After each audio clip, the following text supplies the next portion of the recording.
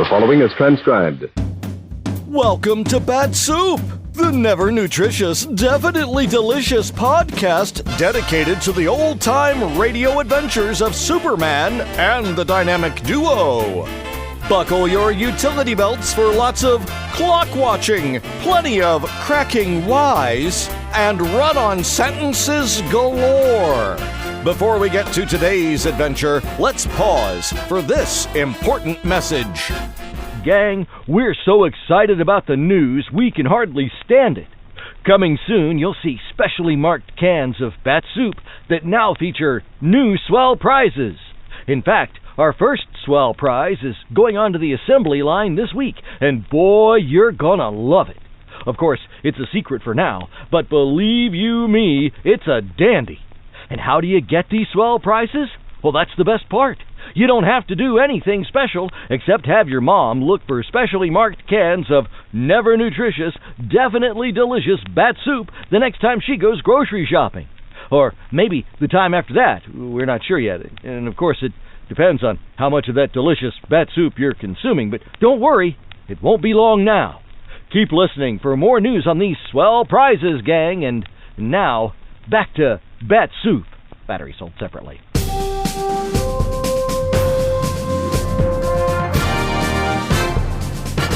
And now, Bat-Supe presents today's adventure, Part 10 of Looking for Kryptonite, as originally broadcast on December 17th, 1945.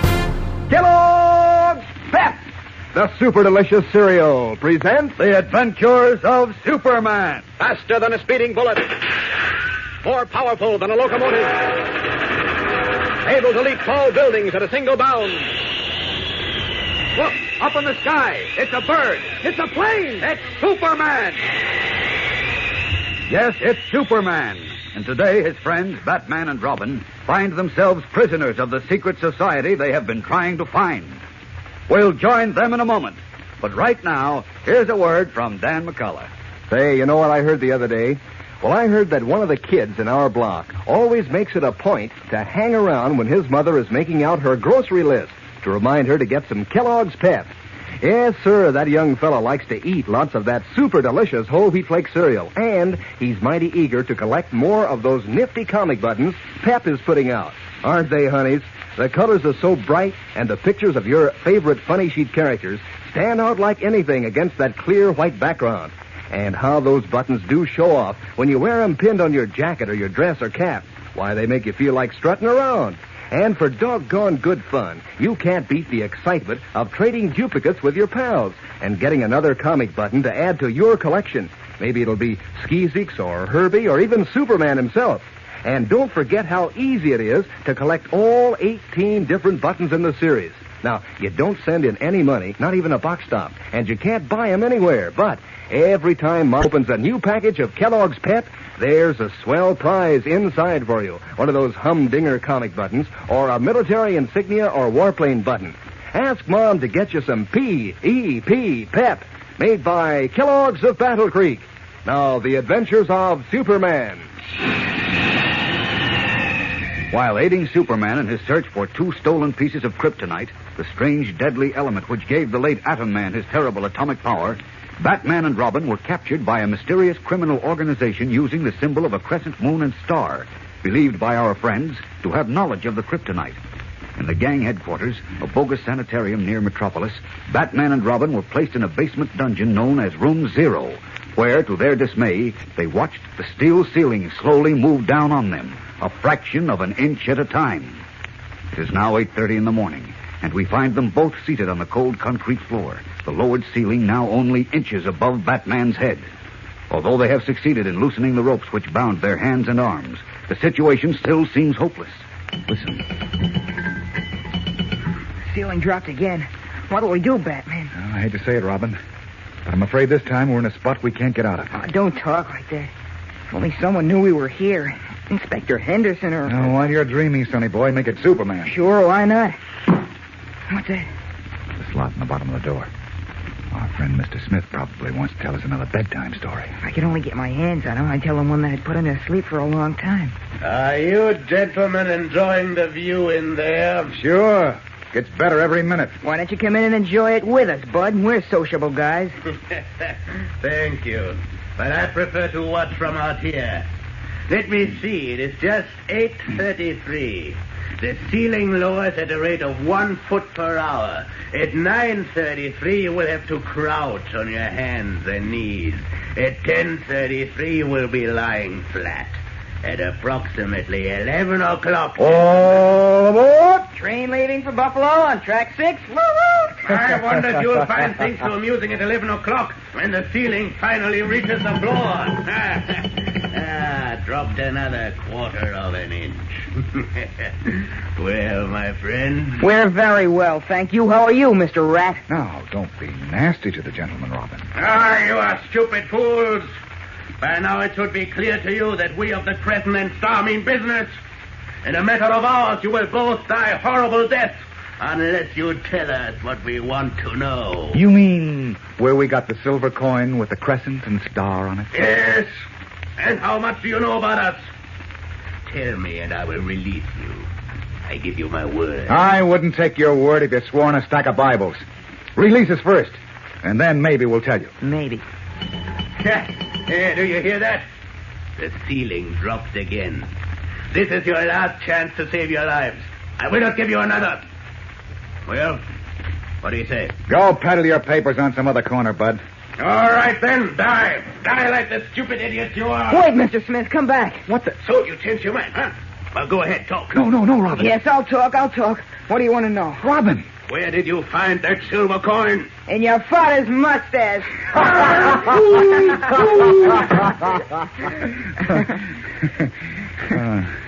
Well, that's that. Yeah, you had me worried for a minute. I've been worried for the last 5 hours. Maybe he's right, Batman. Maybe we are making jokes to cover up. Are you frightened? Well, I'm not too happy. Let's take another look around the walls. Oh, what's the use? We've been over them 100 times. They're concrete, and there isn't a crack in them big enough for an ant to crawl through. I know, but... Oh, there goes the ceiling again. It'll be ceiling 0 soon. Too soon. Lower and lower, inch by inch, the heavy ceiling descends to the floor, and Batman and Robin give up all hope. Meanwhile, alarmed because he has been unable to find any trace of his friends, Superman, in his guise of Clark Kent, is in the office of Police Inspector Henderson, who was just completing a telephone conversation. You sure he's not holding out on you, Healy? Okay, then. Bring him back to Metropolis. Right. So long. That stool pigeon you trailed last night, Kent, Squealy Evers? Yeah, I sent Healy up to Rockville. Uh-huh. He and the local police put Squealy on the pan. They did, eh? All stoolies are yellow, and Squealy's no exception. He talked. Yes? It won't help us much. He doesn't know where Batman and Robin are. And he doesn't know anything about the mob who use the crescent moon and star for their symbol. Uh-oh. All he knows is that there is such a mob. And if he hears anybody asking about them, he's supposed to tip off Patsy at the Golden Lily nightclub.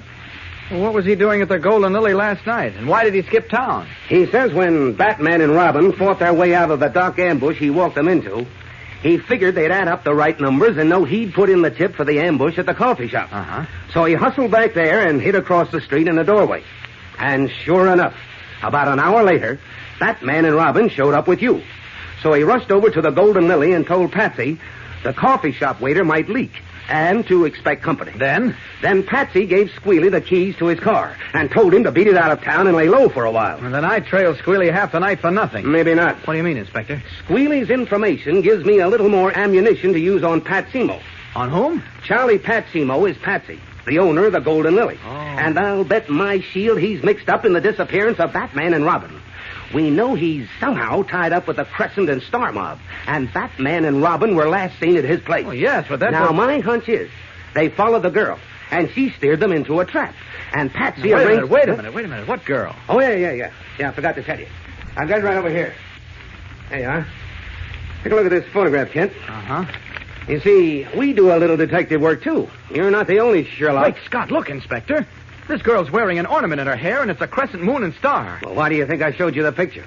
Oh, but who is she? She was introduced as Gloria Garrett, star of the London music halls. I called Scotland Yard about an hour ago. And?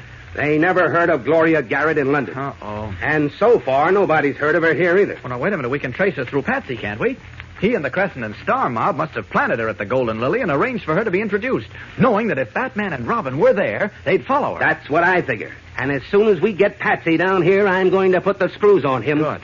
I've always been sure he's a crook, but he's a smart potato, and we've never been able to pin anything on him. Well, do you think you can now? At least enough to make him talk? I hope so.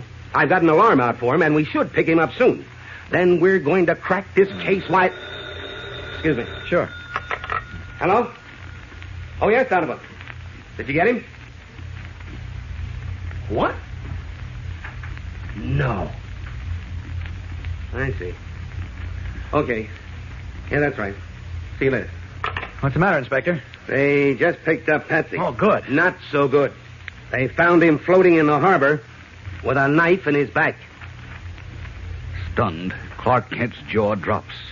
The old owner of the Golden Lily was their only link in the chain of circumstances revolving about Batman and Robin's sudden disappearance. But that link is broken forever. Now what? We'll return in a moment to find out. But first, here again is your announcer. Gang, talk about bright, sparkling color. Why, you can't beat those comic buttons from packages of Kellogg's Pep. Those red and black and blue pictures of your favorite comic strip characters are real eye-catchers. The pictures are so true to life that, well, you'd almost think they're going to talk to you. Take Harold Teen, for instance. His hair is combed just so, like in the funny papers, and he's grinning away as if he's just heard a big joke. And Smilin' Jack looks mighty natural, too, in his trim-looking uniform. And Superman in bright blue jersey with red Superman insignia and that red cape flying in the wind.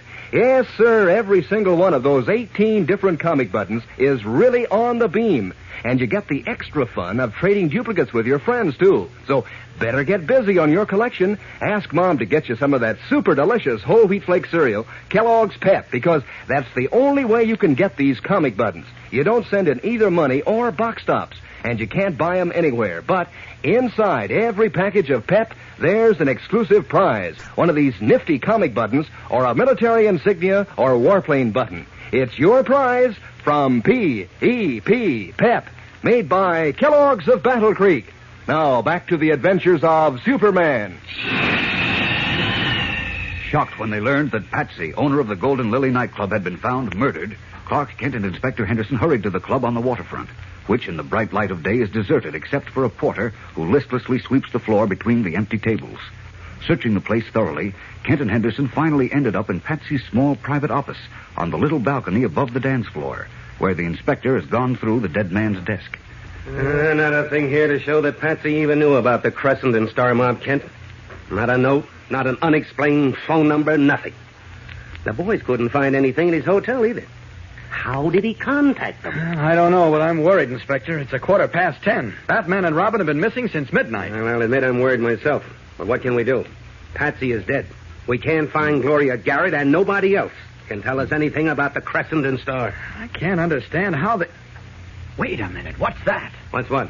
In here. Oh, that's the storeroom. We went through it. Yes, but I think we missed something. Come here a minute. Well, what is it? Look, a phonograph. Well, what about it? Listen to this. Oh, we haven't time to play records, Kent. Listen. Yeah. You hear that? So what? You remember the song? Of course, All Alone. Irving Berlin wrote it, but what's This that... phonograph record is the answer to our prayers. What? Are you nuts? No, I'm not. In a minute or two, the telephone on that desk is going to ring. And you are going to answer it. Yeah? And who'll it be? A member of the Crescent and Star mob. Now, listen. For a long moment, Inspector Henderson stares at Kent as though he were certain the Daily Planet reporter is out of his mind. In the background, the phonograph needle scratches on the recording of the once popular song, All Alone.